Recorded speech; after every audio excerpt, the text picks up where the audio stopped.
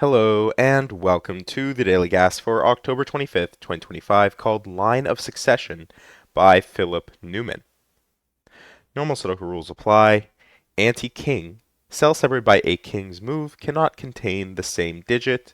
Consecutive pairs, digits in cell separated by a white dot must be consecutive. So what does that mean? Well, if you take a look here, this cell here, if it were a king, as in chess, it would see all of these cells, all of the adjacent cells, both orthogonally and diagonally adjacent. So normally, this cell would see the row, if I can highlight, the column, and the box. But because of this king rule, it additionally sees these corners. So if this were a 1, which would actually satisfy our consecutive pair constraint, which we'll talk about in a moment, then these cells wouldn't be allowed to be 1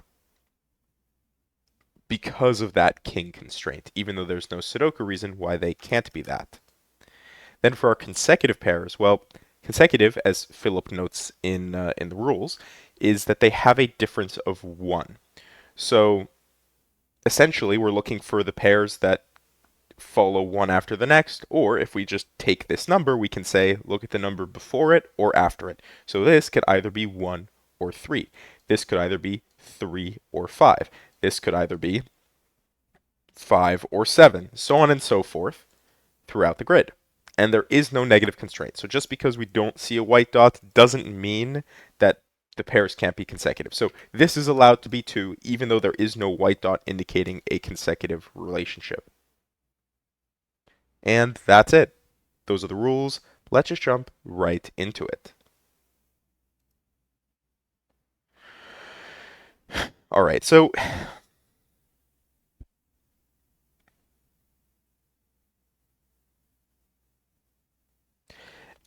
and actually something really interesting as we were discussing this cell here. This is a very interesting set of consecutive digits. These, well, let's start with the 2 at least. 2, we do know for a fact this will be 2, 3, 4, because it cannot be 2, 1, and then what, 0? Or you'd have to jump back up to 2. Normally, if this was a normal consecutive pairs Sudoku, we wouldn't be able to figure this out. This wouldn't necessarily have to be a full consecutive string. Like this doesn't have to be 1 to 5 necessarily. In a normal consecutive pairs Sudoku, this could be a 3 again, and obviously this couldn't be a 3 again, but this could be 5. Or maybe this was 3 and this was 1, right? You wouldn't have to have different digits here. But because of the king constraint, this 3 sees both of these cells, which means this couldn't be 2, 3 again, so it does have to be 2, 1. And this cannot be 4, 3 again, it does have to be 4, 5. And Philip, of course, being a very smart man, did that with all of these. So this is going to fairly quickly resolve this. Can we do the 4? Yeah, of course we can. Sorry, 4, 3. This has to be 4, 5, 6, 7. This will be 4, 3. This cannot be 6, 7. This will be 6, 5, 4, 3 with 7 here. So close to that X windmill. He just needed a 9 here instead of... And actually our givens is interesting. They're very symmetrically placed, and we only have the digits 1 through 8 once each. You always love those nice little construction pieces. Anyways, what do we have going on here? 8 cannot be part of this because the 7 blocks it off, and 2 similarly must go here. This must be 4, 5, 6. We know the order, 4, 5, 6, because of our anti-king. 6 goes here, 4 goes here, 7 goes here, 3 goes here, 7, 8 must be 7, 6, 3, 2 must be 3, 4, 6, 5 must be 6, 7, 4, 5 must be 4, 3. I actually don't know where the 3 goes. No anti-king to save us right now. 729. We saw that number in a puzzle recently. Again, 9 cubed.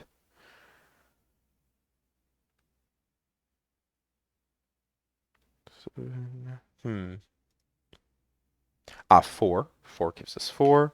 6 gives us 6. Because we're done with our consecutive pairs. It's just going to be anti-king, which will haunt us throughout, and of course, our Sudoku. So I'm just trying to see what I can do by basic Sudoku first before I start trying to use anti-king relationships. Do the basics before making it hard. I don't always, I'm not always good at that. Sometimes it's just too fun to overcomplicate. Hmm. Okay, there we go. 4 is something, because that's the last 4. Is 6 something then as well? Yep. It's the last of our 6s.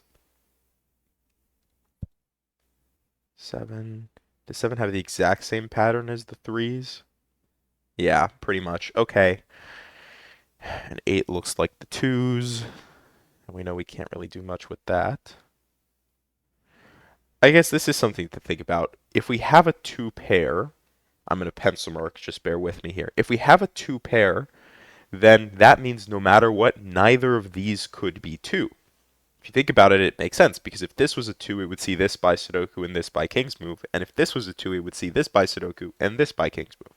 So, keeping track of pairs, if you pencil mark or if you do it clean solve, no, obviously no judgment here. Um, Keeping track of those relationships is helpful, because if you placed a 2 pair here and then you went and you were like, oh, I'll pencil mark the 2s here, let's just say, you could immediately remove these as an option for the 2, and maybe that's useful, right? I don't know. Maybe you find a way that's going to be useful to you. Um, Anyways, like, yeah, you can maybe consider, like, where does 2 go in the column, and now you realize it can only go here or here. So does that do anything for us? So on and so forth. Anyways, distractions aside here, let's see if we can actually do any resolution ourselves, because, well, yeah, if we consider 5, that asymmetry actually comes into play right here, and I should have jumped and looked at that right away because of the asymmetry. This is, in fact, going to be 8 here. 5 does give us 5 here. 5 here then gives us 5 here, and that should be all of our 5s. Almost a nice little... There's this pattern that often seems to come up where it's like the hexagon, or I think of it almost like a crystal shard or something like that. If the 5 was in the corner, you would have the 5 here and the 5 here, and I think it would look very nice. I don't know what that shape is, but it's come up many a time. In any case, this is going to be that 2 that we were just talking about and saying, oh, I wonder where it might go. Well, now we can actually just place it fully because of the king's move, and maybe we can use that to go a step further. To 2 we get a pair. 2 we get a pair. No. Got a lot of funkiness going on with that. So I'm not gonna hold on to that for too long. Let's just actually place what we can here with our 1s and our 9s. The extra 1 did something. Ah, here we go. 1 pair pointing down, right? Gives us 1 here, and 1 here gives us 1 there. 1 we know will be in one of these 3 cells, or 2 cells, sorry, because of the 1 in the corner. And if we start across, that gives us the 1 there. Then 2, 8, 7, 9. No, neither of those can be resolved by an anti-king. 1, 1 gives us 1, gives us 1. So that's it. That's our 1's done. 1 and done. Or I guess 1 is done. 9. Well, actually, we should be able to resolve this. This is going to be a 3. Excuse me. This is 3 here, 3 here. Gets us 3 here. And that's it. We're done with 3s. 8, 9, 9, 8. Sorry, of course. We can place that as we were talking about. 8, 8 gives us 8. Gives us 8. That's the only thing left in that row. 8, 8, 2. We were just talking about that. 8, 8. And finally 8 here. That's the last of our 8s. 9, 7, 7, 9. What are we missing from the column? What are we missing from the column? This is 7. This is 9. This is 7. 9, 9. This is... Well, this will be 7 because this is going to be 2. What do we need here? 2, 9, and... and look at this. Normally, we would say to ourselves, oh my goodness, it's a deadly pattern. 2, 9, 2, 9. How do you resolve it? Well, of course, we have our anti-king to come in clutch and to solve it in exactly 9 minutes with Line of Succession by Philip Newman. So, with that, hopefully you enjoyed, and, as always, thank you for watching.